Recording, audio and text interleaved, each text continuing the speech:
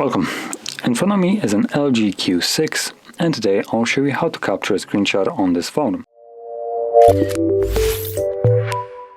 And to get started, you will want to open up the content that you wish to capture. For me, I'm just going to be using this home screen right here. So once it's open and visible on the screen, hold power key and volume down.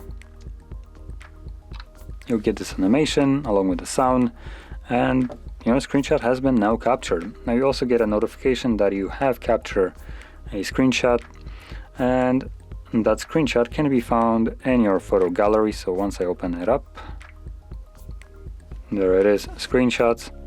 This is an album, and inside of that album you will find your screenshot, as you can see right here. And that is how you'd capture it. So if you found this video helpful, don't forget to like, subscribe, and thanks for watching.